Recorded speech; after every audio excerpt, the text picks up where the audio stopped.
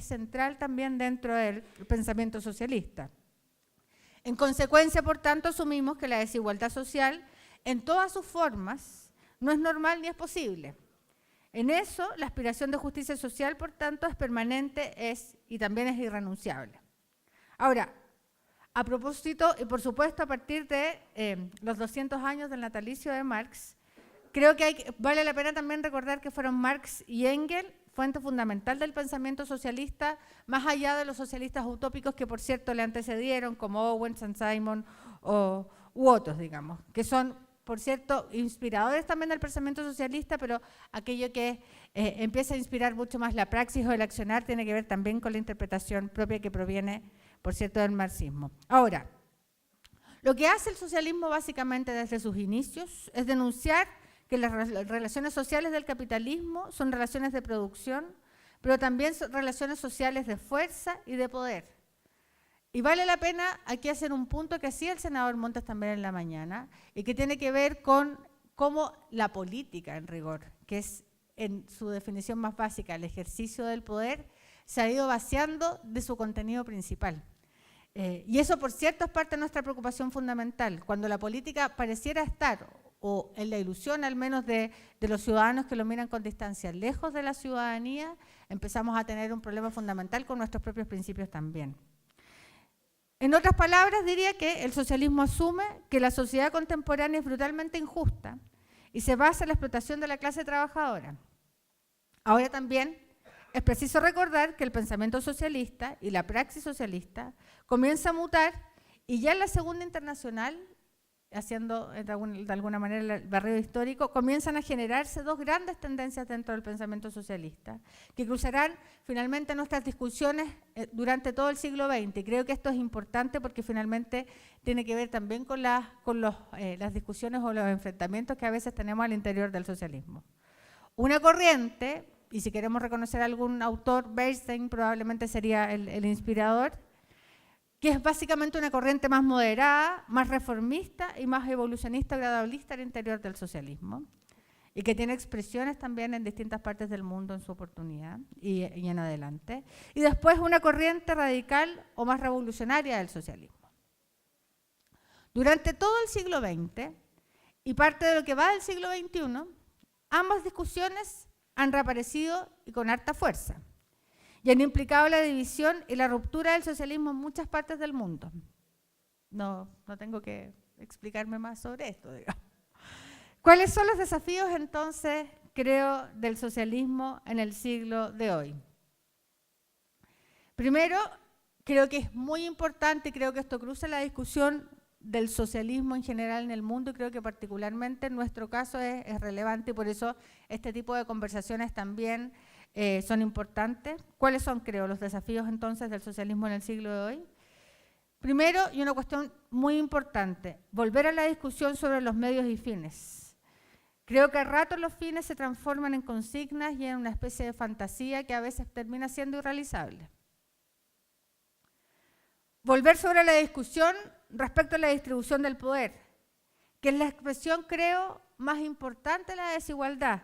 Y con esto no solamente me refiero a la discusión sobre la desigualdad y sobre el poder o la distribución del poder solamente en términos económicos, que es generalmente la discusión que más nos convoca, digamos. Son las múltiples desigualdades que nos tienen que, por supuesto, además enojar y que están presentes en las relaciones de la sociedad en general. Cuando vemos a las alumnas primeros de la Universidad de Chile y después en varias universidades del país haciendo tomas o manifestándose contra una forma de ordenar el poder en el mundo, en la sociedad, tenemos ahí una forma de desigualdad que nosotros debiéramos comprometernos a combatir, que es la forma de desigualdad que plantea el patriarcado en la organización de la sociedad. Y no es solamente esa forma de desigualdad la que vemos a diario, las formas de desigualdad que tienen que ver con la política, con la distribución del poder, digamos, al interior de la sociedad, en lo económico, en lo político, en lo social, la manera en que nos constituimos y nos organizamos, la forma en que nuestras propias dinámicas en la política se constituyen y constituyen también maneras de desigualdad y de reproducir además desigualdades de distinto tipo, creo que son cosas que debemos sincerar y que tenemos que poner al centro de la mesa. Y ¿para qué decir la discusión entre prácticas y discursos, digamos, que yo creo que también está al centro de la discusión? Volver a la discusión sobre los principios. Si creemos en la justicia, si creemos en la libertad y creemos en la igualdad y creemos que toda forma de dominación, especialmente la que causa sufrimiento humano, es inaceptable, entonces cierta ambigüedad respecto a algunas situaciones en Cuba, respecto a la situación de Venezuela, son de verdad, son de verdad bien inaceptables, particularmente en relación a los derechos humanos, porque los derechos humanos no tienen ideología. Sobre los principios, también es importante la discusión sobre la ética y los fines. ¿Por qué han fracasado nuestros referentes regionales o internacionales? Creo que es importante considerar al centro de nuestra discusión el impacto que ha tenido la corrupción y la discusión respecto a la ética en nuestro quehacer. ¿Por qué fracasaron en la historia las corrientes radicales? ¿O por qué fracasan hoy las alternativas socialdemócratas? Creo que es temprano todavía para responder a aquello, pero creo que son preguntas que tienen que estar al centro de nuestra discusión para poder tener un ideario distinto o poder plantearnos la posibilidad del futuro del socialismo para el siglo XXI. ¿Qué experiencias? Y voy con esto concluyendo porque no sé cuánto rato voy, pero me imagino que ya estamos casi.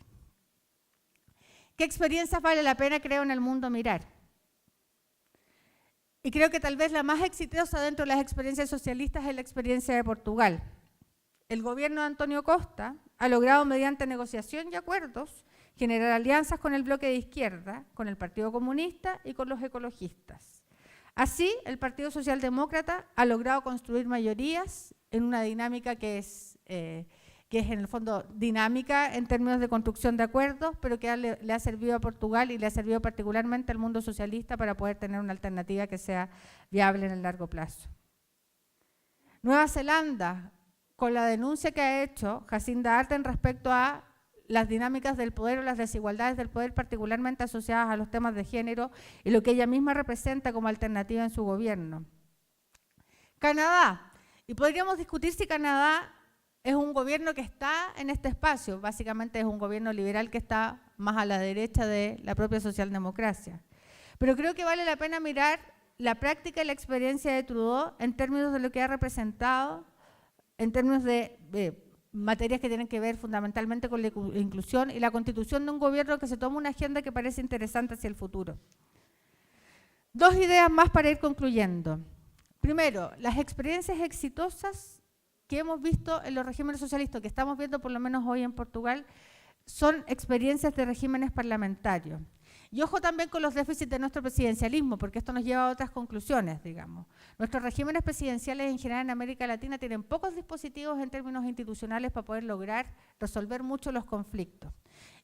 Vale la pena mirar, por ejemplo, lo que pasó en Brasil a propósito de la caída de Dilma Rousseff, que cuando finalmente el gobierno de Dilma Rousseff pierde la mayoría en el Parlamento, esto se termina rápidamente transformando en una crisis de gobierno y la caída de ese gobierno. Ojo entonces con las discusiones que creo que nos debieran interesar y convocar, que tiene que ver con el tipo de régimen presidencial. Y por último, señalar que la negociación, el diálogo y la persuasión son finalmente parte del corazón de los regímenes democráticos y creo que no podemos perder eso de vista. Los discursos que a veces tienden a ser maximalistas y que en el fondo desprecian el diálogo, finalmente tienen un desprecio también, creo yo, por las prácticas propias de la democracia. Y creo que, ojo, que eso también nos debe convocar a reflexiones hacia el futuro del socialismo en adelante. Gracias.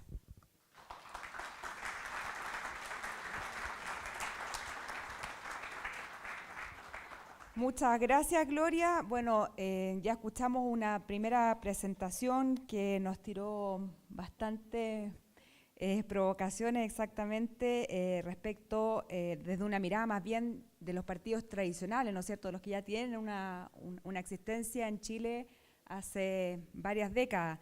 Y por lo mismo quiero ahora dejar con ustedes a un representante de las nuevas izquierdas de Chile, pero que también se sienten y se presentan como de alguna manera dentro de la corriente o de la historia de los socialismos. no tengo tan claro si de los socialismos en Chile, pero sí parte de la identidad y del ideario, y que incluso reivindican muchas de las figuras que se identifican con el Partido Socialista. Sin más, le dejo entonces con usted a Sebastián de Polo. Hola, buenos días. Muchas gracias por la invitación. Gracias a Fundación Alameda. Creo que estos esfuerzos son importantes para iniciar un debate más profundo de ideas. Gracias a la Fundación Eber, que siempre está ahí apoyando muchas iniciativas. A Chile 21, a la CUT, que nos acoge hoy día, al Centro Estudiante de Derecho, a Instituto de Igualdad, a todos los que participaron. Mi reflexión pasa por tres momentos. Es poco tiempo, así que lo quiero hacer bien sucintamente para provocar la discusión. Primero, una sobre la historia del socialismo democrático en Chile y en el mundo, cuál es el rol que Chile ha jugado. Yo creo que a veces somos muy poco conscientes de la importancia que Chile tiene en la historia de las ideas de un socialismo democrático en el mundo. Cuando uno, por suerte, le ha tocado conocer otras realidades, a otros compañeros, miran con mucha veneración, con mucho respeto, el proceso chileno de la izquierda, del siglo XX sobre todo. Entonces, a los que nos sentimos parte de la comunidad del socialismo democrático, que nunca va a estar confinada a un partido o a una sigla, digamos, uno dice, si miramos hacia atrás, tenemos una sensación de memoria y de historia y de identidad colectiva y común que nos une. Cuando nos vamos acercando hacia el presente, esa mirada empieza a tener diferencias, obviamente. La pregunta es, cuando nos proyectamos hacia el futuro, ¿cuáles son las preguntas o los desafíos que emergen en este nuevo ciclo? Entonces yo quiero decir primero hacia atrás. La particularidad del socialismo chileno tiene, a mi juicio, tres grandes momentos que son patrimonio del socialismo mundial. Uno, la construcción del partido. Se rescataba por ahí la figura de Eugenio González, por ejemplo. Este Partido Socialista en Chile, por lo menos, y esta corriente socialista democrática en Chile siempre se mantuvo en la tensión socialismo y democracia. Y eso yo creo que es un valor que a veces nos cuesta destacar. Segundo, el proceso de la unidad popular, donde particularmente el Partido Socialista tuvo una tensión mucho más compleja con la tesis fundante, que es la de construir un socialismo por vía democrática. Una parte del Partido Socialista, y eso es parte también de las autocríticas que ya históricamente se han hecho respecto al rol del Partido Socialista en el gobierno del compañero presidente Salvador Allende. Y después está la renovación socialista, que para mí es un texto fundamental ahí, el de Tomás Mulián, del 78, Socialismo y Democracia, que vuelve a hacerse la pregunta por cuál es el proyecto socialista chileno y cómo se conjugan estas dos cuestiones, ¿no? Después está la recuperación de la democracia, que es en otro momento súper importante donde el Partido Socialista juega un rol, y los gobiernos de la concertación y posteriormente nueva mayoría. Entonces yo digo, cuando nos acercamos en el tiempo las diferencias crecen, cuando nos alejamos en el tiempo las diferencias son menores, digamos. La pregunta es qué va a hacer por las diferencias hacia más adelante. Lo que yo veo aquí es que un diagnóstico muy rápido en nuestra sociedad es que vivimos en un modelo de sociedad donde lo colectivo es menos importante que lo individual. Y aquellos que creemos en el socialismo estamos en problemas, por tanto, ¿no? Porque hay una hegemonía, hay un sentido común, hay una opinión pública mayoritaria que es ambigua, contradictoria, que anhela cuestiones colectivas, pero tiene una sensación de individuación muy fuerte, ¿no? de mérito muy fuerte. Y yo creo que en gran parte de eso, y es una cuestión bien profunda que hay que discutir, tiene que ver con la adopción acrítica de ciertas políticas neoliberales por parte de la fuerza socialdemócrata. Eso lo que termina haciendo es validar un modelo de legitimación basado en el mérito y en el esfuerzo individual, y muchas de las políticas públicas de los últimos 20 años en Chile profundizaron esa lógica. Profundizaron que estábamos en la sociedad en una carrera, y que en esa carrera, bueno, el que se queda más atrás, ojalá tenga algún bono, alguna protección porque se quedó atrás. Pero si nos decimos socialistas, o si nos inspiramos en las ideas socialistas, alguien lo decía también en el panel de la mañana, buscamos la igualdad de resultados, no solamente la igualdad de oportunidades. Hay una trampa liberal en nuestros discursos que a veces todos caemos porque son mayoritarios en la sociedad. Lo segundo, que el modelo funciona porque despolitiza. O sea, funciona porque aquellas cosas que son sentidas como injusticias no tienen una expresión política, no son fuente de politización. Y parte importante de la emergencia del Frente Amplio, de las nuevas fuerzas, es que nosotros hemos estado más cerca de, no lo digo con un afán de decir otros no, pero estamos más cerca de aquellas movilizaciones que hoy día generaron dolor. Digo dos en particular. La demanda por la educación, donde sistemáticamente los partidos más tradicionales les ha costado tener una sintonía, en el mundo estudiantil, por ejemplo. Jorge tiene mucha más experiencia en eso también. Y hoy día está pasando otra de estas demandas, de estos dolores de injusticia, que es la visibilización de una estructura patriarcal y del machismo. Entonces, que esta cosa más movimentista que ocurre en la sociedad, cómo nos para a las fuerzas políticas, cómo nos conectamos con esas fuerzas políticas. ¿Solo hacemos una representación fría o somos parte de esas movilizaciones? Yo creo que estas preguntas el socialismo chileno no se las hacía, no tenía estos problemas hasta antes del 73. Era parte de la vida social y de la movilización y a la vez era parte de la representación política.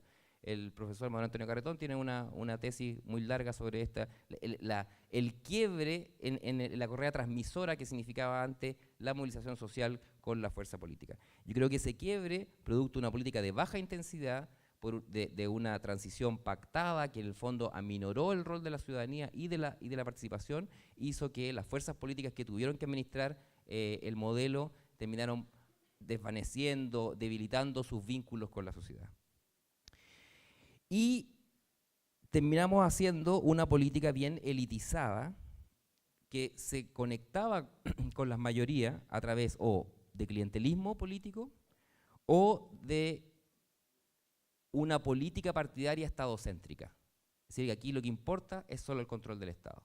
Entonces tenemos a la sociedad, por un lado, en sus propias dinámicas, fuertemente neoliberalizada, individualizada, integrada por vía de consumo, y a una política que no escucha o tiene pocas conexiones con esa sensación más de demanda. Estamos en un profundo proceso de desafección política por lo mismo. No hay que olvidar de que más allá de la emergencia de Frente Amplio como nuevo actor, solo votó el 50% de las personas en la última elección. Si eso no es un problema para los socialistas democráticos, ¿para quién va a ser un problema? Digamos, o sea, necesitamos que más gente participe de la vida política y volver a una vieja pregunta que yo creo que y sin eufemismo. Aquí es volver a preguntarnos por cuál es la relación y qué relación queremos entre capitalismo y democracia. Y eso supone crítica y autocrítica permanente, para nosotros también mucha, digamos, porque ha surgido nuevas capas medias y esas nuevas capas medias tienen al menos, a nuestro juicio, 3 demandas. Más bajo en estas capas medias hay una demanda aún por dignidad. Entonces hay cierta política que necesita reconocer y dar esa dignidad.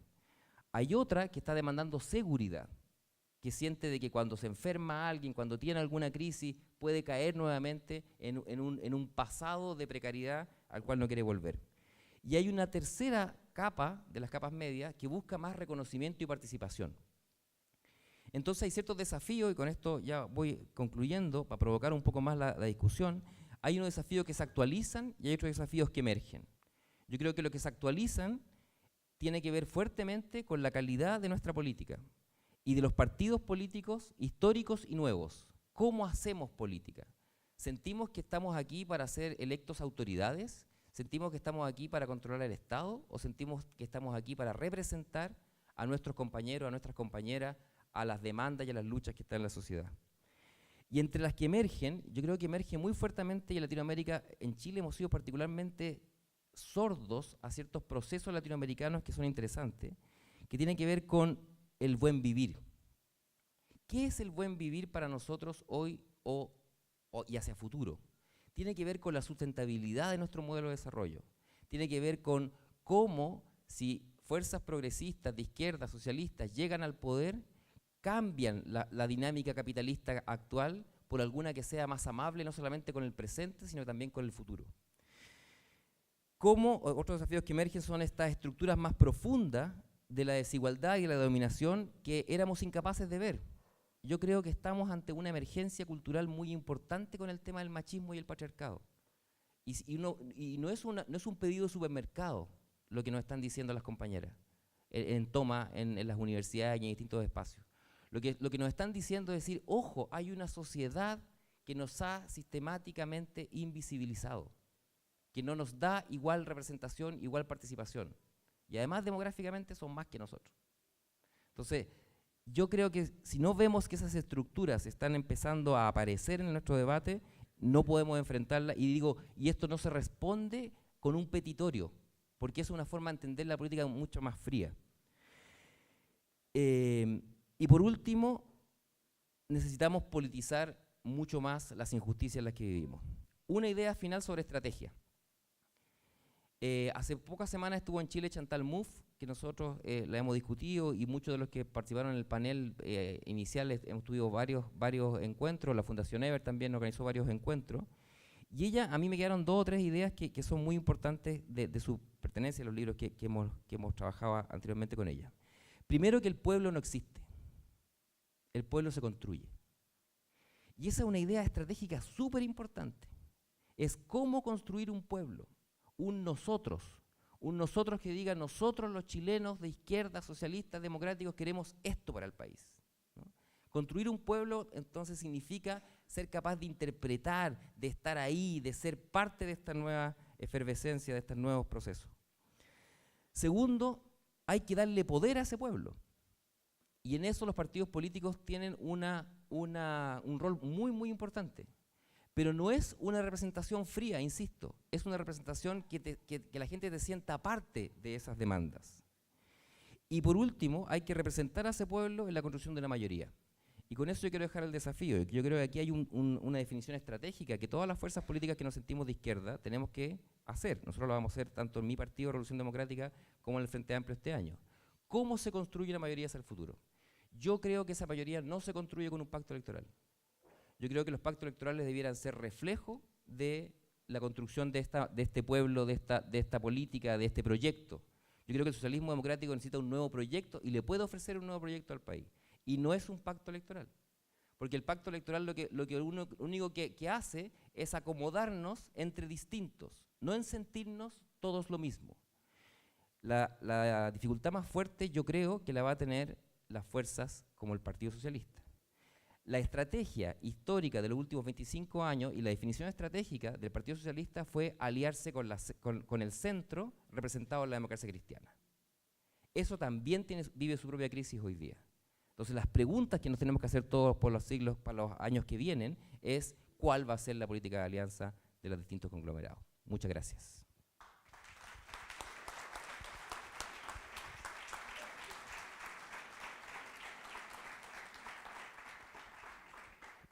Muchas gracias, Sebastián. Bueno, parte de lo que queremos hacer hoy día acá, que justamente no es un espacio institucional, digamos, acá no hay una representación formal de los partidos, sino que de personas que quieren dar esta conversación, es tal vez, más que estar pensando en alianza electoral o qué sé yo, empezar a ver los puntos en común, lo que nos separa, y a partir de ahí construir justamente lo que tú mencionabas hacia el final de tu intervención, de más bien un proyecto común que pueda llevarnos a converger más adelante en lo electoral o lo que sea. Lo que no significa en todo caso que tenemos una elección más o menos cerca, que es la elección municipal, donde además se están viviendo nuevos desafíos y que tienen tal vez un poco que ver con esta pregunta que nos ponía el senador Montes en el primer panel sobre cuánto poder tiene la política hoy día, ¿ya? Él estaba mencionando a Bauman cuando hablaba de esto, y se ha dicho que de cierta forma tal vez el poder más real que todavía tiene la política se vive a nivel local. Por esa razón creo que la experiencia del alcalde Sharp en Valparaíso es una experiencia interesante, se están haciendo ahí algunas cosas nuevas. También tiene que ver un poco lo que está pasando en Recoleta con el alcalde Jadwe, en fin, hay varias experiencias novedosas. Y desde donde también se puede construir una izquierda nueva, ¿no es cierto? Desde donde se puede construir una nueva forma de hacer socialismo, de trabajar con los movimientos sociales, en fin. Así que sin más les dejo ahora con el alcalde Jorge Sharp. ¿Aló? ¿Aló? ¿Sí? Bueno, muy buenos días todavía. Muy buenos días a todas y a todos. Gracias, al igual que Sebastián, me sumo y Gloria a los agradecimientos de los organizadores por este espacio para poder compartir ideas y debatir de lo que viene. Voy a partir al tiro, como el tiempo es el que es.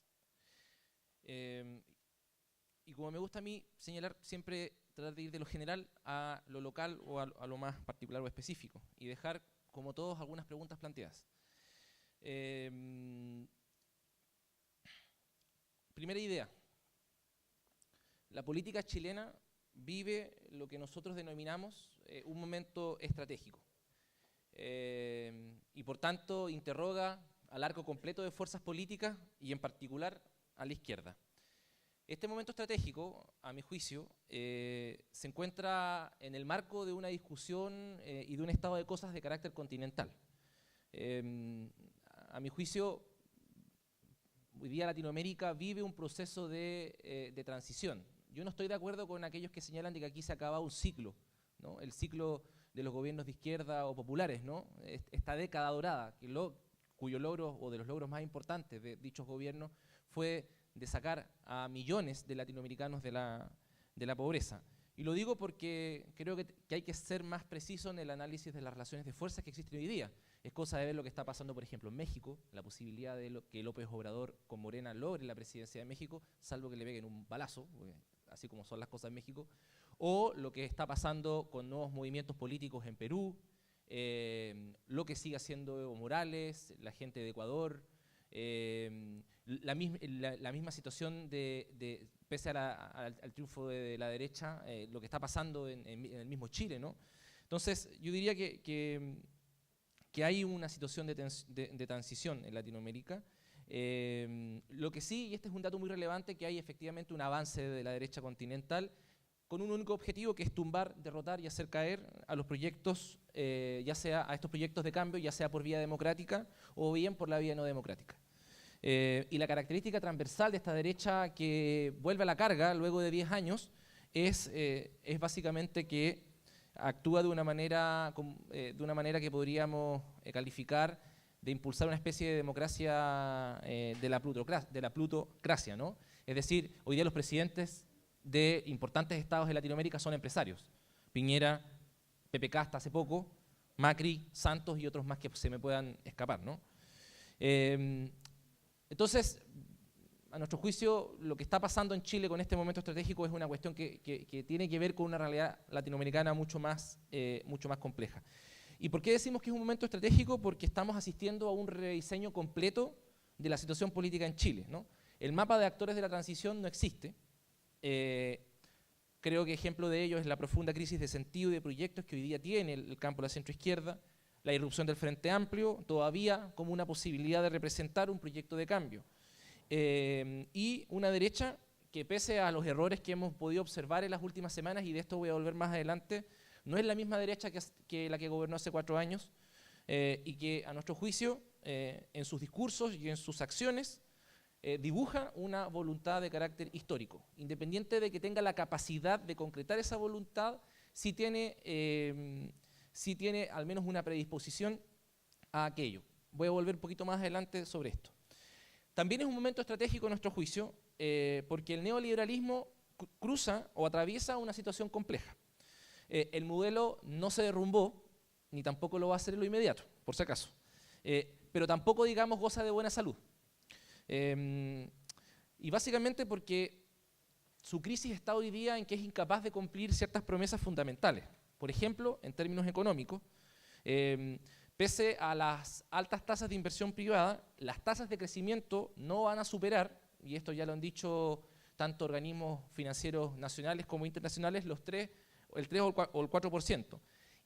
Eso acompañado además de una presión muy fuerte de ciertos sectores empresariales por rentabilizar rápidamente dichas inversiones.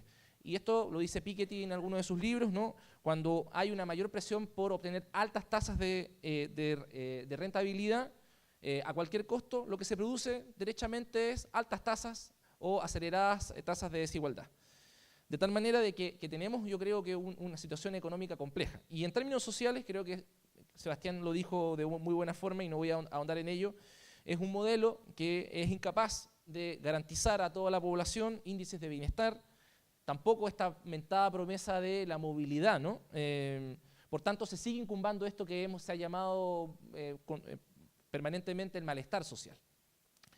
Segunda opinión. Por tanto, frente a este momento estratégico, ¿qué posibilidades de salida existen, ¿no?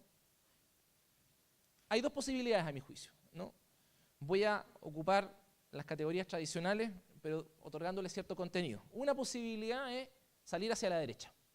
Es decir, que a los problemas del neoliberalismo se resuelvan con más neoliberalismo. Y aquí voy a retomar lo que había dejado pendiente la derecha. Un neoliberalismo perfeccionado, modernizado o actualizado. Y en ese sentido tenemos, estimados y estimadas compañeros y compañeras, una derecha que tiene una agenda sumamente clara y agresiva. ¿Cuál es la agenda de la derecha? Voy a decir, ¿cuál es la agenda de la derecha y qué es lo que esconde la agenda de la derecha? Primero, la agenda de la derecha. La hemos conocido tanto en el programa como en lo que han dicho sus personeros. Flexibilización laboral, simplificación, que en estricto rigor es permisividad de las reglas ambientales, para responder a la demanda de la certeza jurídica empresarial, que no es otra cosa que expoliar a las comunidades sus capacidades de oponerse a ciertos proyectos de inversión. Simplificar las reglas urbanas, interviniendo en las direcciones de obras municipales, rebajar impuestos, exenciones tributarias, la instalación también, y esto lo dijo, me acuerdo, en una comisión, no recuerdo en cuál, en la Cámara de Diputados o en el Senado, el ministro Moreno, ¿no? El cambio que se hace del Ministerio de Desarrollo Social al Ministerio de Desarrollo Social y la Familia, ¿no? Lo que supone una visión muy particular y muy específica, conservadora de lo que es la familia. O, por ejemplo, el intento, por suerte fallido hasta ahora, de cuestionar el aborto con sus 3 causales, ¿no? O esta idea de la nueva pacificación de la Araucanía, que no es más que ganar territorio al pueblo mapuche para generar nuevas condiciones de inversión. Por tanto, es una derecha, a mi juicio, que lo que busca no es desmontar un legado gubernamental, sino más bien enfrentarse a la sociedad que se levantó en torno a la demanda no más lucro, hace más o menos 10 años atrás. Por tanto, es una derecha, y esta es la potencia histórica, refundacional que puede tener, es una derecha que busca con su acción modificar, alterar las relaciones sociales en los territorios, en los valores sociales, en el cuerpo de las mujeres, en la educación.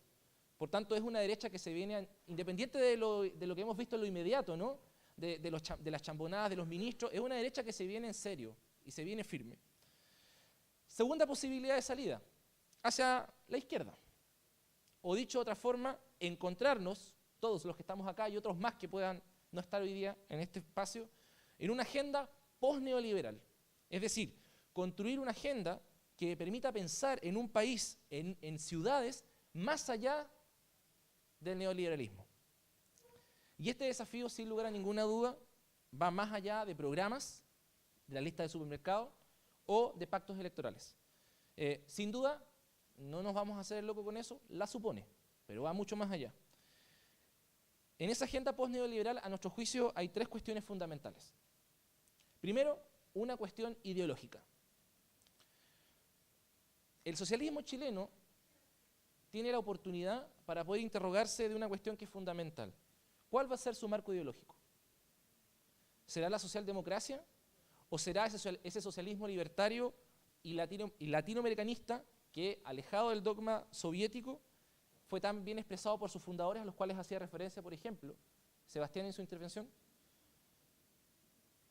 A nuestro juicio, pensar en una sociedad después del neoliberalismo es pensar en su transformación democrática, concebir a la democracia, por tanto, más allá de la trampa liberal, sino que ampliar y profundizar la democracia para producir nuevas relaciones sociales, urbanas, culturales, productivas, de género y económicas. David Harvey, que es un geógrafo marxista, de las mentes que yo creo que en estos tiempos hay que leer para poder entender, por ejemplo, lo que está pasando a nivel global con el capitalismo, con las ciudades, en fin, con el desarrollo urbano, dice algo que es muy interesante, ¿no? Señala de que a la izquierda se le extravió Marx, ya que si bien la izquierda, cuando llega al gobierno, desarrolla políticas redistributivas, no avanza y no interfiere en cómo se produce la riqueza, en la base estructural de la riqueza. Ese es el desafío ideológico más importante de la izquierda. No preocuparse solamente de la cuestión redistributiva, sino que más bien de cómo se genera la riqueza en un territorio. Segunda cuestión fundamental, son 3, así que voy a hacer súper rápido. Otra cosa que la izquierda de la cual tenemos que preocuparnos, el socialismo tiene que tener presente, el cambio en el carácter social de la política.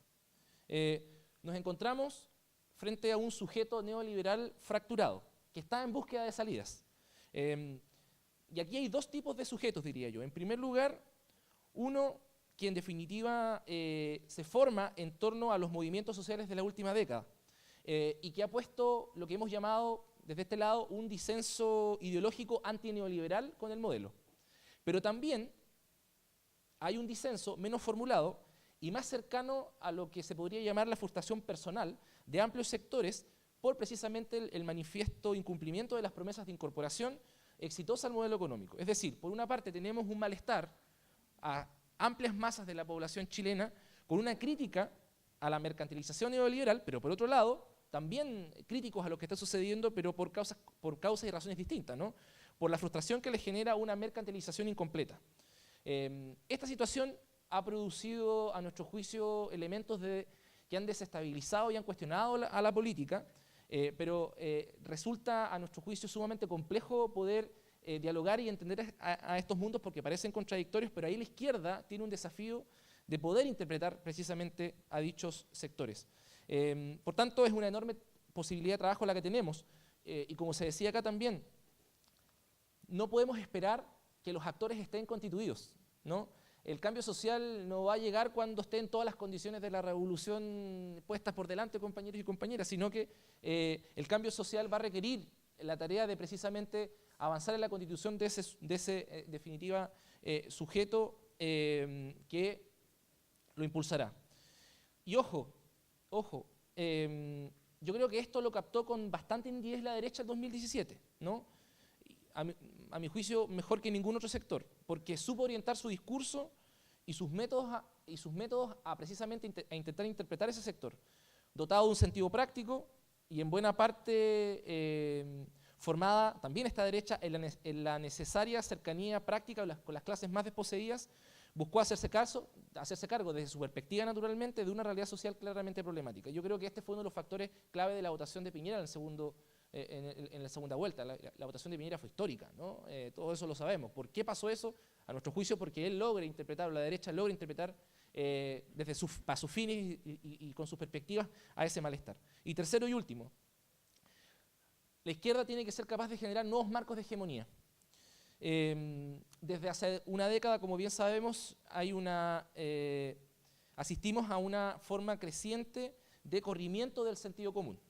Se trata todavía de una situación poco definida ideológicamente y que sin duda, como se ha señalado, no se explica simplemente con el eje izquierda y derecha, sino que más bien en reconocer las diferentes formas de pauperización y desigualdad que vive la mayoría de la población a consecuencia de un modelo económico. El olvido sistemático de las regiones y de las comunas por un centralismo eficiente, la criminalización y negacionismo a los pueblos originarios, el machismo y sociedad patriarcal que sufren las mujeres, que están expresadas con toda nitidez en las últimas movilizaciones. Por otra parte, la crisis de planificación territorial por el avance desregulado del capital inmobiliario en el territorio, ciudades convertidas y zonas completas de nuestro país convertidas en zonas de sacrificio, la colusión empresarial, la corrupción política, las cada vez más altas tasas de precariedad laboral. En definitiva, tenemos un escenario desde la perspectiva de cómo golpea el modelo a la sociedad muy distinta. La consigna no al lucro, a nuestro juicio, puede significar un interesante eje conector para todas estas luchas o para todas estas situaciones. Pero, y aquí está lo importante, no se termina, aprovechando de la cita de De Polo a Chantal Mouffe, no se termina por constituir las nuevas polaridades, no se termina por constituir los nuevos antagonismos, ¿no? Que definen la lucha política por los próximos años. Eso está en disputa hoy día. Está en disputa en Valparaíso, por ejemplo, está en disputa en el Parlamento, está en disputa en la calle, en los territorios, etc. Sin duda, las cuestiones que aquí hemos planteado no son cuestiones sencillas y la situación de Latinoamérica así lo demuestra. Y yo quisiera simplemente terminar con esta reflexión, que es una cuestión que hoy día, por la experiencia práctica de gobierno local que hemos tenido, para nosotros tiene un tremendo sentido. Que por muy moderada, aunque sea la propuesta de cambio de una fuerza política, en el gobierno, la respuesta de la derecha, compañeros y compañeras, siempre va a ser implacable, siempre va a ser tenaz. Por tanto, la invitación que hacemos es a que hagamos un esfuerzo de pensar esta agenda post-neoliberal más allá de lo que hoy día conocemos como izquierda. Muchas gracias por la invitación.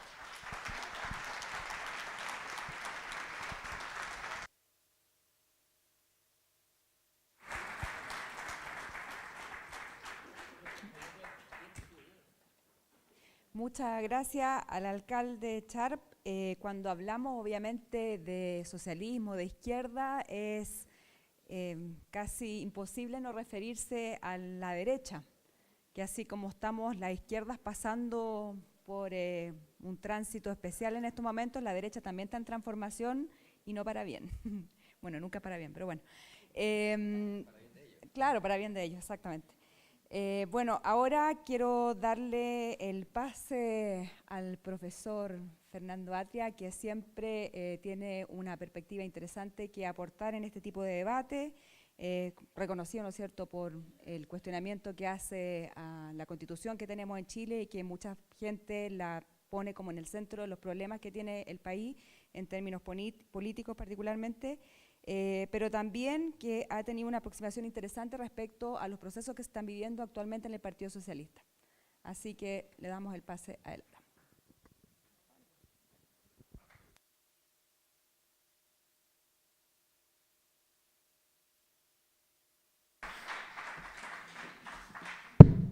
Gracias.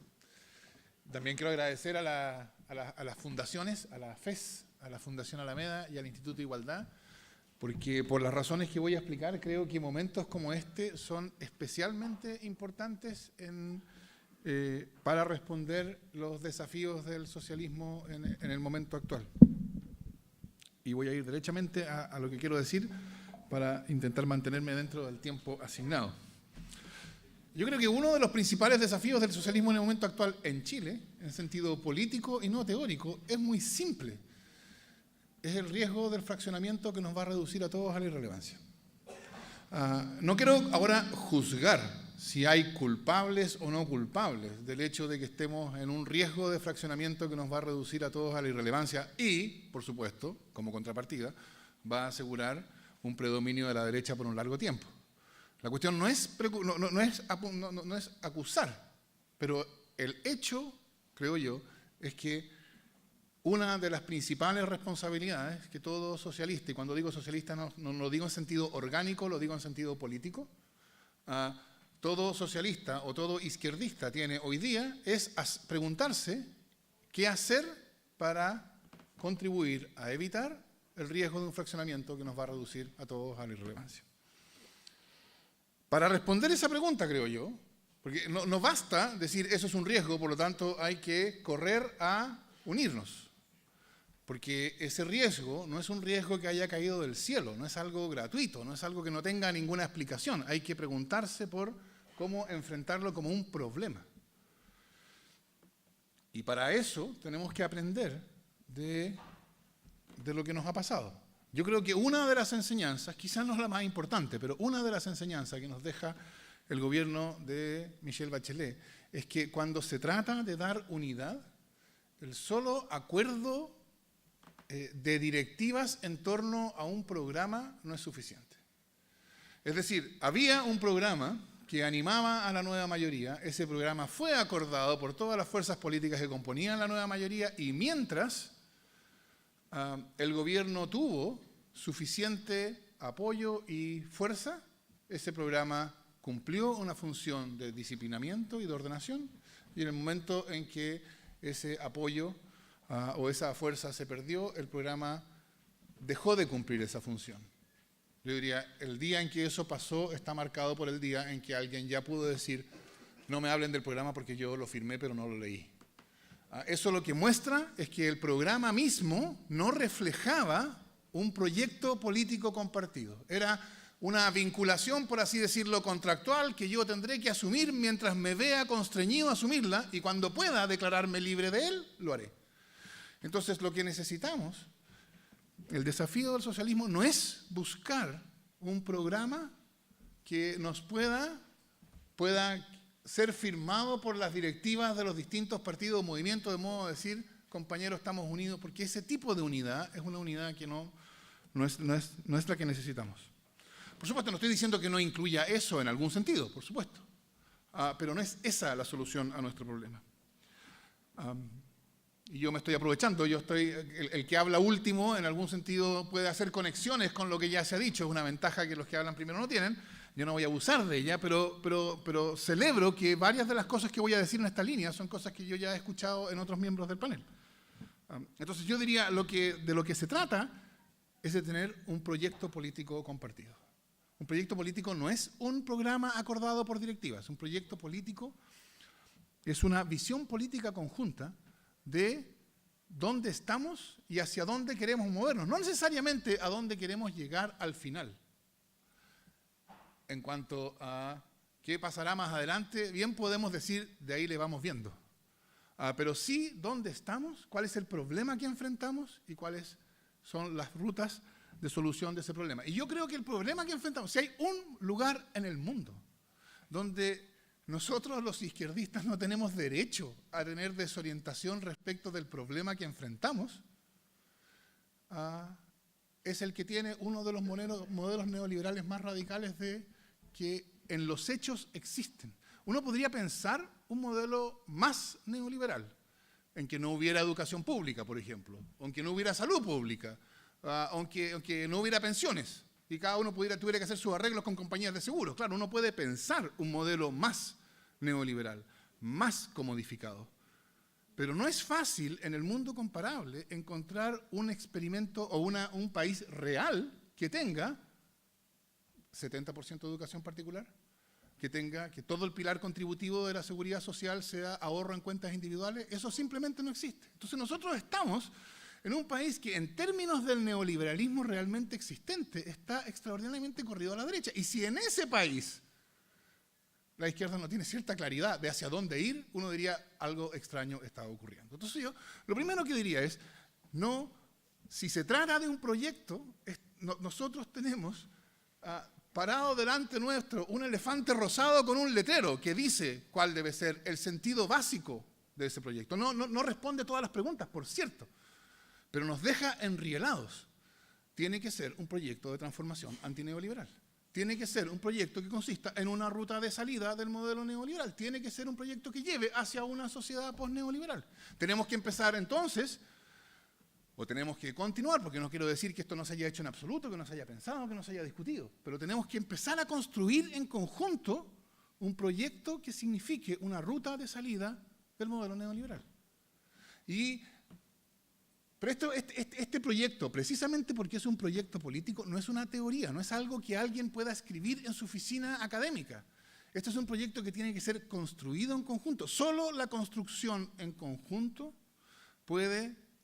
es el camino hacia una fuerza, hacia una unidad política que es realmente eficaz y que no está condicionada, como estaba condicionada la unidad política que representó el programa de la nueva mayoría, a el hecho de que la fuerza política que sostiene al programa o al gobierno se vaya validando día a día hasta que deja de validarse y en ese momento, por supuesto, se produce el fraccionamiento.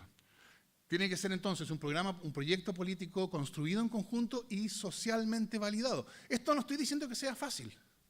De hecho, a mí no me queda claro cómo se hace eso en las condiciones actuales, pero que tiene que ser un proyecto político que no sea solo un acuerdo entre comillas, políticos, sino que tiene que ser un proyecto político que esté conectado con la sociedad. Es de nuevo una condición de su realizabilidad. No tengo idea si existe esa palabra. Realizabilidad, supongo que sí, política. Cuando yo escuchaba a Montes, citando a Bauman, decir la política y el poder se han separado, yo creo que él estaba diciendo una cuestión extraordinariamente profunda y grave para nosotros. La política hoy día, y por política, ¿qué quiero decir? La política institucional no tiene o tiene cada vez menos poder. Y lo que nosotros, los socialistas, queremos hacer, la transformación del modelo neoliberal, es enfrentarse a un modelo que es extraordinariamente beneficioso con los poderes fácticos, con el poder económico. Y hasta cierto punto uno tiene que pensar en la política como física. Dime cuán grande es el objeto que tú quieres mover y yo te diré cuán grande será la fuerza que tú necesitarás ejercer sobre él. Si queremos enfrentar si queremos transformar un modelo que es beneficioso para los poderes fácticos, para el poder económico, bueno, tenemos que tener poder. Y ese poder solo puede provenir del vínculo entre la política institucional y la sociedad. Y ese vínculo, como nos ha enseñado Manuel Antonio Garretón, ya citado por esto, ese vínculo es un vínculo que está cortado. Entonces, parte de la construcción de un proyecto político común tiene que ser el buscar maneras de restablecer ese vínculo. Cosa que yo, por cierto, lo sé, es más fácil de decir que de hacer. Pero este es un seminario sobre cuáles son los desafíos, no de vamos y hagámoslo ahora mismo, porque por lo menos tenemos que entender qué es lo que necesitamos hacer. Ahora, una cosa más sobre lo que yo entiendo que es un proyecto político antineoliberal o de un Chile postneoliberal. Lo que yo creo que exige esta necesidad de conectar con la sociedad, que sea un proyecto que esté vinculado con la sociedad, es que es un proyecto que tiene que hablarle al ciudadano y ciudadana de hoy desde su propia subjetividad. O sea, no voy a ser yo el que diga que no está bien decir que es importante transformar la educación de una mercancía en un derecho social. Por cierto que sí. Pero yo creo que necesitamos hablar, conectar con la manera en que eso, que es lo que nosotros creemos que se requiere hacer, transformar la educación de una mercancía en un derecho social, por ejemplo, eso es necesario para humanizar, para hacer más humanas las condiciones de vida de personas reales y concretas. Yo conversando con unos compañeros socialistas que pertenecían en los 80 al núcleo Carlos Lorca en la Facultad de Medicina Sur de la Chile, y que se habían mantenido juntos desde entonces, uno de ellos me decía, mira, yo no conozco mucho cuáles son las especialidades médicas, pero a mí me toca, me decía, dar el diagnóstico de que tiene cáncer a la persona cuando lo tiene. Entonces es parte de mi experiencia profesional, que he tenido esta conversación muchísimas veces. Y una de las cosas que me ha llamado la atención es que cuando yo le digo a una persona que tiene cáncer, no me dice, me voy a morir, ¿cuál es el sentido de la vida? ¿Qué va a pasar con mis hijos? Lo que me dice es, me voy a quedar sin trabajo. Me voy a quedar sin trabajo ante la noticia de que tiene cáncer. Eso es un mundo inhumano. Eso es una manifestación concreta en una brutalidad individual, en sufrimiento individual de lo que quiere decir que la salud tiene que ser un derecho social. Entonces está bien, hay que hablar de que la salud tiene que ser un derecho social, pero la salud tiene que ser un derecho social, porque que la salud no sea un derecho social significa sufrimiento concreto para personas realmente existentes que están ahí, y con ese sufrimiento hay que conectar. Una de las cosas que yo también le escuché a Chantal Mouffe cuando vino para acá, era esta idea, que yo creo que refleja este punto. Hay que politizar el dolor, politizar el sufrimiento. Politizarlo quiere decir, hay que mostrar que entre ese hecho, que parece tan individual de cómo reacciona una persona ante la noticia de que tiene cáncer, y la estructura política y económica bajo la cual vivimos, hay una conexión. Y en establecer esa conexión es donde se juega, creo yo, la posibilidad de crear el poder social y transformarlo en poder político para poder llevar a cabo una agenda de transformación antineoliberal. Esa creo yo que es la manera en que podemos entender provechosamente los desafíos del socialismo en la época actual. Eso es la responsabilidad histórica que nos toca a nosotros. Porque la pregunta que mencionaba Facuse, ¿qué es lo que debe hacer el socialista? Esa pregunta, por supuesto, se formula todo el tiempo. Y no todo el tiempo tiene la misma respuesta, porque cada vez que se formula en un momento, en un país, en un mundo distinto. Nuestro mundo es distinto del mundo que nos antecedió. Otros socialistas antes que nosotros respondieron esta pregunta de otra manera. Corresponde a nosotros mostrar cuál es la conexión de continuidad y de discontinuidad que hay con esas otras respuestas, pero siempre tenemos que preguntarnos cómo hacer un país y cómo luchar por un país en que lo que caracteriza al capitalismo, que es esta explotación inhumana, sea combatido por nosotros. Y yo creo que la forma en que nosotros la enfrentamos es una de las formas más brutales, que es una hegemonía neoliberal a nivel local y a nivel global. Y contra ella tenemos que alzarnos. Y la pregunta entonces es cómo elaborar un programa de salida del modelo neoliberal, cómo hablar de una manera que hoy día tenga sentido para el 80% de Chile, no para el 5% que está habituado a usar estos términos.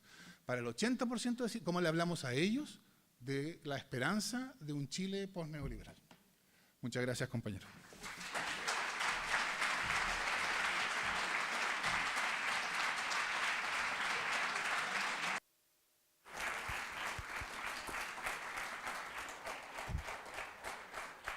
Muchas gracias, Fernando. Bueno, ahora vamos a dar paso a una nueva ronda más cortita con algunas preguntas que yo tengo un poco esbozadas acá, que por suerte yo creo que quedaron un poco dando vueltas. Varios mencionaron algo de, bueno, lo que está pasando en Chile, lo que pasa en Latinoamérica, también nos hablaba el alcalde Sharp. Pero solo Gloria creo que la escuché mencionar algo un poco más global, que yo creo que es una cosa importante que tenemos que hacer hoy día también, porque lo que está pasando acá en Chile y en Latinoamérica no está tan lejos de lo que uno puede observar en varios países, particularmente en Europa, ¿no es cierto?, en las democracias más antiguas. Y lo que vemos ahí son ejemplos múltiples y variados, digamos. Hay países donde pasa lo que en Chile, que tenemos una izquierda tradicional y la emergencia de nueva izquierda. En algunos países compiten duramente, como en España, en otras logran cierto tipo de convergencia, como en Portugal. Tenemos también el caso de un antiguo partido de izquierda tradicional, el Labour, en Gran Bretaña, que tiene una suerte de renovación y nuevo aire y recupera un poco su identidad, su historia. En fin, entonces quería plantearles un poco la idea de darle un poco una mirada desde esa perspectiva a lo que está ocurriendo en Chile y qué lecciones podemos sacar o qué aprendizajes tal vez podemos tomar para, ya que estas cosas están ocurriendo en paralelo, tal vez poder acortar ciertos caminos y no quedarnos dando vuelta un poco en lo mismo. Esa es una de las ideas que quería plantearle. La otra que me parece sumamente interesante es esta como disputa del sentido común de las personas, que también varios de ustedes lo mencionaron en sus intervenciones. Efectivamente, pareciera, por el resultado de la última elección, que la derecha fue un poquito más exitosa para capturar el sentido común de los chilenos, por lo menos, ¿no es cierto?, hoy día, que lo que fueron las posturas de izquierda. Entonces, eso nos da cuenta de un desafío gigante, porque si no estamos conectando con el sentido común de las personas, tenemos que hacer un trabajo previo que nos puede tomar un tiempo largo. Aunque los ciclos electorales a veces no responden tan sencillamente, pero es un desafío que hay. Bueno, con esas dos como grandes ejes les voy a pasar la palabra en el mismo orden que lo hicimos antes y les pido sí que sean un poquito más breves en sus intervenciones. ¿Quién quiere partir?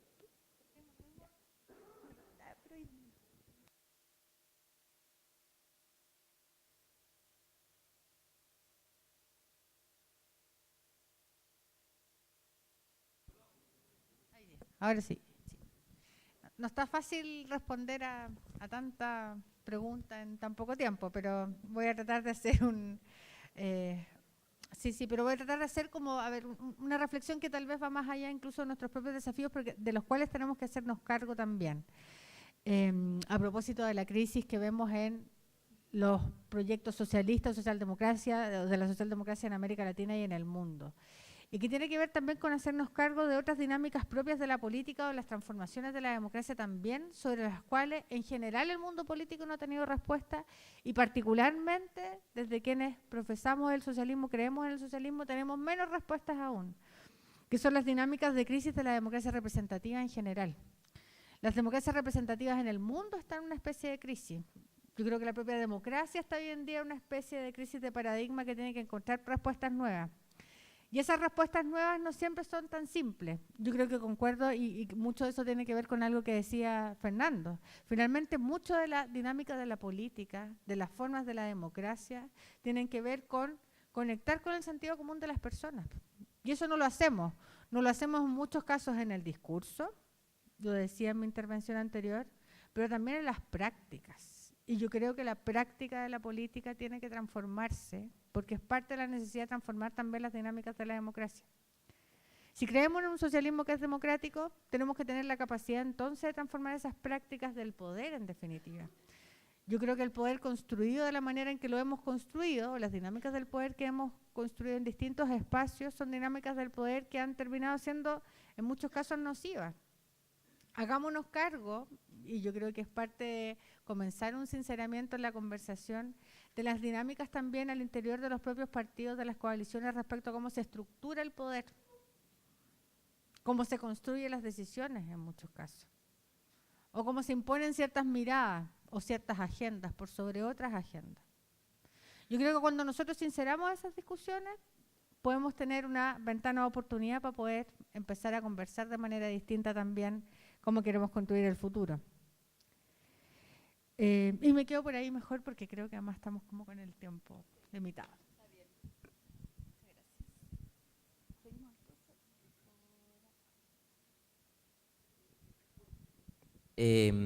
Sobre el tema de los modelos, yo sigo pensando siempre que esto es sin calco ni copia, digamos, y que tenemos que encontrar nuestra propia manera.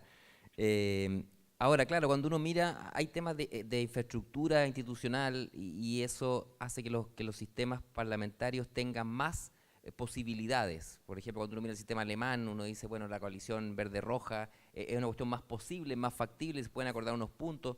Van a las elecciones, se pesan y sobre eso acuerdan forman gobierno, digamos. Nuestro sistema latinoamericano presidencialista es distinto, entonces hay una diferencia estructural bien importante. Ahora, si tú me preguntás, obviamente yo estoy mirando con mucha atención lo que está pasando en Portugal. Yo creo que eso es una cuestión que hay que mirar, que hay que aprender, ellos además están logrando hacer una política económica heterodoxa dentro de la Unión Europea, que eso lo que es muy complejo, porque la Unión Europea como pacto económico, más que como pacto político, impone una agenda neoliberal también, digamos, pero ellos han logrado sortear, entonces yo creo que todavía es temprano para ver cuáles son los frutos, pero creo que van en muy buen camino. Yo estoy mirando con mucho interés lo que está pasando. Pero no podemos ser ciegos también en Latinoamérica. En Latinoamérica tenemos un gran problema de que por nuestra esta cosa presidencialista, pero también la cosa caudillista más histórica, muchos están esperando que llegue a caballo el libertador, digamos, ¿no? Y eso, y blandiendo su espada de fuego y liberando al pueblo de toda su opresión e injusticia. Y yo creo que eso no hace mucho daño. Y entonces necesitamos ir construyendo una política que sea más de a pie, más representativa, más cercana y menos elitizada. Yo creo que hay una elitización muy fuerte de la política hoy día. Ahora, la pregunta por el sentido común yo creo que es la gran pregunta. A nosotros nos pasó en campaña, a mí me tocó ser jefe de campaña de Beatriz Sánchez, y a veces teníamos propuestas que son difíciles y pensábamos que a veces uno como que se autocensura, digamos, de tirarla. Pero yo creo que necesitamos también voceros creíbles, cercanos y que hablen, que la gente los sienta parte de la comunidad. No esta gente que baja, digamos, de los sectores altos a decirles cómo hacer las cosas, sino que que sea una política mucho más horizontal, si hay una demanda por horizontalidad en toda la sociedad. Nuestras familias son mucho más horizontales hoy día de las que eran nuestra misma familia hace 50 años. Y esa horizontalidad, Jorge lo ha demostrado súper bien, yo creo que en la alcaldía de Valparaíso. Es menos, disculpe que está aquí Jorge, pero es menos el alcalde y es más nuestro alcalde. Y yo creo que eso es un valor bien importante, que tiene que ver con el estilo y con la forma de hacer las cosas. Eso.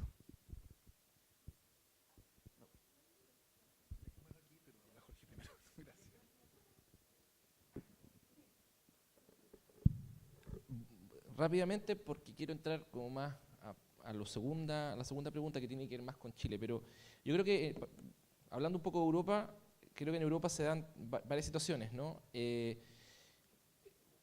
Un gobierno de izquierda surge en virtud de una alianza, esa es un escenario que es el caso de Portugal. Después surge un gobierno de derecha porque la izquierda no se pudo poner de acuerdo, caso España, Podemos, PSOE. Tercer camino, lo que está haciendo Corbyn y los muchachos y muchachas laboristas, la disputa por dentro y constituir mayoría parlamentaria. Cuarto escenario, lo que hizo Syriza, ¿no? Que fue la nueva fuerza política que vence a la partidocracia y logra constituirse en opción de gobierno. Yo creo que son cuatro 4 caminos y creo que cada realidad es distinta, ¿no? Creo que de las 4 tenemos que aprender. A mí lo que me pasa con esto es que, independiente de la dimensión táctica, qué es lo que habrá que hacer en cada realidad, me parece que lo que debe hacerse es compartir la cuestión estratégica, que es una cuestión más de la base. De hecho, hay una entrevista muy interesante que se le hace a Tony Negri. De hecho, se las recomiendo. Pablo Iglesias se la hace a Tony Negri, y Tony Negri le dice que la cuestión de la táctica, ¿no?, es una cuestión más bien de los partidos, de las cúpulas. La estrategia es una cuestión que tiene que ser compartida por la base, ¿no? Y eso me remonta a la discusión de cómo la base, independiente cuál sea la táctica o el tipo de alianza que se articule, comparte la agenda de transformación democrática, ¿no?, la agenda post-neoliberal. Yo creo que eso es lo más relevante. Y quiero entrar a lo segundo.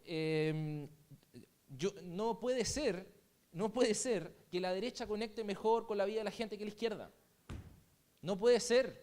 ¿Cómo es posible que la derecha en este país conecte de mejor forma con la cotidianidad de los chilenos y las chilenas que la izquierda?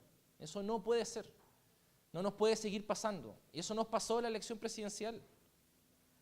Nos pasó a los frente amplistas y a la nueva mayoría, o lo que había de la nueva mayoría, ¿no? O a la candidatura de Guillé.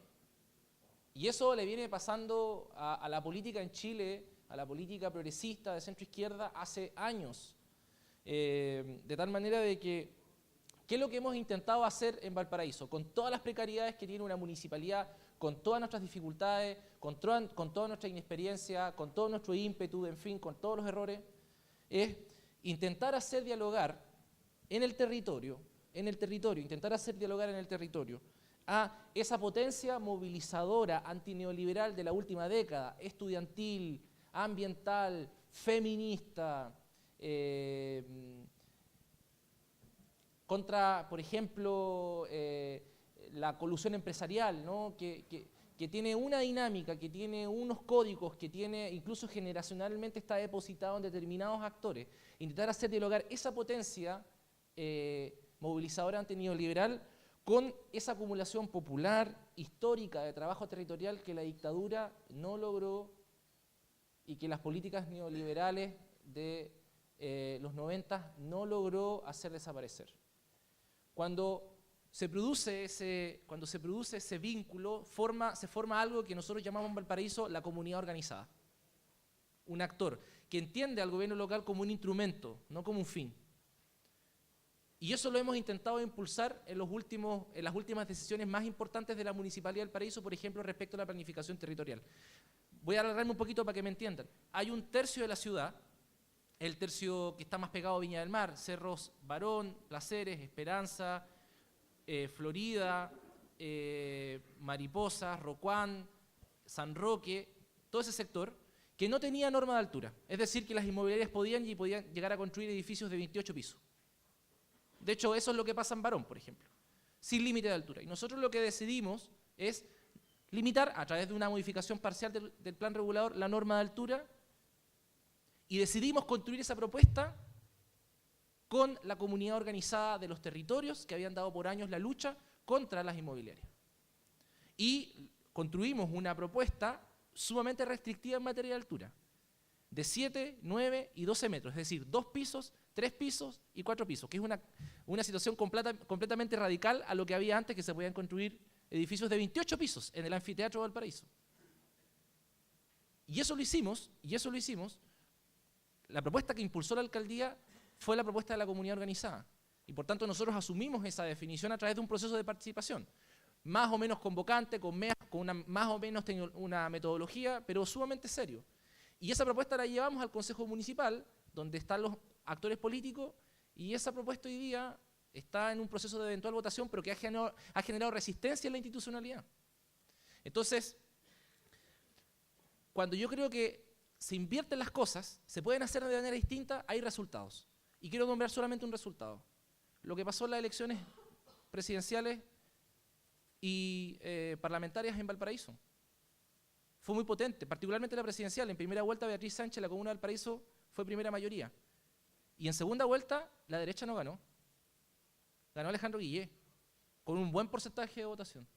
Es decir, cuando se construye desde la base, cuando se construye el encuentro desde la base y cuando comenzamos a entender la institucionalidad como una herramienta de las comunidades, de los actores del territorio, las cosas pueden poco a poco empezar a cambiar. Con dificultad, con errores, no hay fórmulas mágicas en ningún caso, pero las cosas se pueden hacer de forma distinta. Y eso después se refleja en las elecciones. Y el mejor ejemplo fue lo que sucedió, creo yo, en la elección presidencial, donde la derecha, en la Comuna de Valparaíso, compañeros y compañeras, no ganó. No es mayoría y no lo va a ser.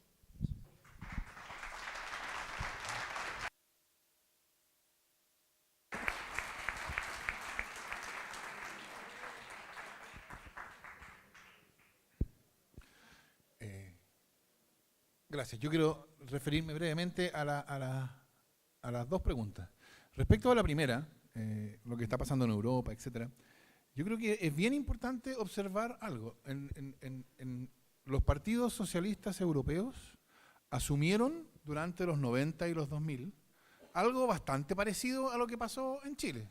Asumieron una manera de comprender su izquierdismo que era: el neoliberalismo es imparable, lo que hay que hacer es intentar morigerarlo, ¿no? Hay que intentar contenerlo, morigerarlo. Eso recibió formulación canónica, ¿no? Se llamó la tercera vía.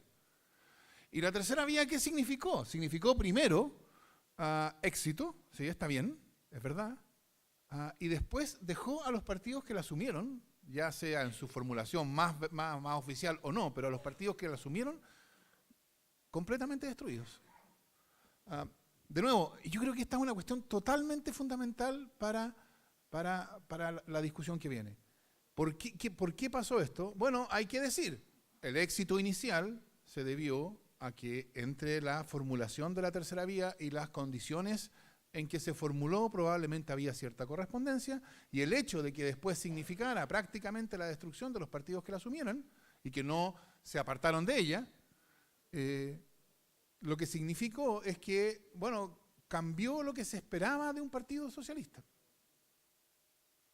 Entonces, aquí no se trata, y esta, en mi experiencia, es una de las cosas más difíciles de transmitir realmente en esta discusión, aquí no se trata de acusar a nadie. Cuando yo digo, porque yo sí creo, yo creo que lo que la Concertación hizo durante sus 20 años fue humanización del modelo neoliberal. Pero yo no estoy acusando a ningún compañero de ser un cripto neoliberal. Yo no estoy diciendo esos eran neoliberales encubiertos, traidores. No, por supuesto que no. ¿Qué es lo que corresponde hacer en determinadas circunstancias políticas? Por supuesto que es algo que no se puede describir desde una teoría. Entonces, a lo mejor era, y esta es una discusión que ojalá pudiéramos tenerla, a lo mejor era eso, humanizar un modelo neoliberal, lo que se podía hacer en las condiciones políticas, económicas, internacionales, de hegemonía del neoliberalismo de los 90. La cuestión entonces no es acusar a nadie, la cuestión es hoy día las cosas han cambiado. Y hoy día lo que nos muestra la experiencia europea es que para un partido como el Partido Socialista, ser capaz de reconectarse con su tradición de izquierda y apartarse de esa interpretación de la función que le corresponde a un partido como el socialista, es condición de subsistencia. Es decir, los partidos socialistas europeos que no fueron capaces de hacer eso a tiempo, terminaron prácticamente desapareciendo. Ejemplos, Grecia, Francia. Hay partidos socialistas que lo hicieron. Y todavía, claro, todavía estamos demasiado, todavía no sabemos qué va a pasar, pero el Partido Socialista Británico fue capaz de volver a, de superar la tercera vía y reconectarse con su tradición de izquierda. Todos los columnistas predecían que eso era el fracaso más completo para el Partido Laborista. Todos los columnistas fueron una y otra vez probados equivocados. El caso español todavía está por verse, ¿no? Ahí hubo un intento hay un intento, está habiendo un intento de reconexión, pero es un intento que fue tardío, todavía ahí también tiene diagnóstico reservado. El caso portugués también es un caso, como ya se ha dicho muchas veces, es un caso esperanzador. Pero yo creo que lo que nos tiene que mostrar esto es lo que el Partido Socialista en particular y la izquierda en general debe hacer. No puede entender hoy día su función como justificada o injustificadamente. No estoy acusando, lo entendió en los 90. En los 90 lo que entendieron que se podía hacer era humanizar el modelo neoliberal. Y a lo mejor tenían razón, o a lo mejor no, pero esa es otra discusión. Hoy día lo que corresponde hacer es pensar un camino de salida al modelo neoliberal. Eso respecto de lo primero, y voy a ser muy breve respecto de lo segundo. Por supuesto, Jorge tiene toda la razón. No es posible que la derecha conecte mejor con el sufrimiento del ciudadano. No puede ser eso. Eso tiene que mostrar que estamos haciendo algo mal. Y yo creo que un buen ejemplo es cómo es que la ley de inclusión, que humaniza el sistema educacional, fue vista o fue usada por la derecha a su favor. ¿Cómo es que defender el copago, defender la selección, defender la educación provista con fines de lucro puede ser presentado por la derecha a su favor? Yo creo que eso es una manera, a eso me refiero yo, o a eso me refería yo cuando decía, al pensar una ruta de salida del modelo neoliberal, hay que hacerlo desde el sufrimiento experimentado por las personas concretas. Es decir, no la selección, el copago, la educación provista con fines de lucro, sí crea sufrimiento. Pero no es la mejor manera, o no es la manera que lo muestra hablar de ese modo. El gobierno de Bachelet se demoró un año en darse cuenta que ese proyecto de ley era mejor que se llamara ley de inclusión en vez de que se llamara ley que prohíbe el copago, el lucro y la selección. No, es evidentemente mucho mejor hablar de el sistema educacional que este proyecto de ley contribuirá a construir que de las cosas que queremos prohibir. Pero ¿cuál es el sufrimiento que una prohibición de la selección acaba? Porque lo acaba, yo creo que sí. Ahora, cuando se discute sobre eso, la arbitrariedad experimentada por quienes que eran excluidos como consecuencia de criterios informales de selección, eso ha desaparecido. Entonces, esta cuestión de cómo conectar con la experiencia del ciudadano y construir desde ahí, yo creo que es lo que hace, digamos, la capacidad de hacer eficazmente eso, a mi juicio, es lo que marca la diferencia entre la posibilidad de tener éxito o la posibilidad de fracasar. Nada menos importante que eso. Gracias.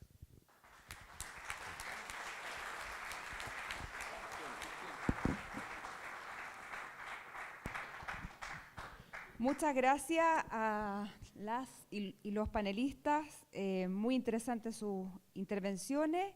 Y solo quiero retomar la idea de que hoy día estamos en la CUT, lo que no es casual, y particularmente con el lema que ha tomado la CUT en esta última marcha del 1 de mayo y que está en el frontis de la central hoy día, a lo mejor lo vieron algunos de ustedes cuando entraron: Chile necesita al pueblo unido. Y eso es lo que estamos haciendo hoy día acá. Muchas gracias.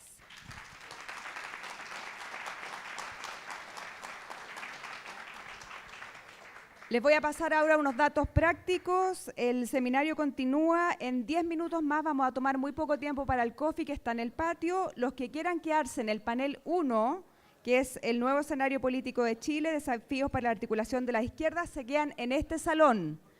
El panel 2, continuidad o ruptura, análisis y proyección del proyecto socialista, está en el salón que está al fondo del patio.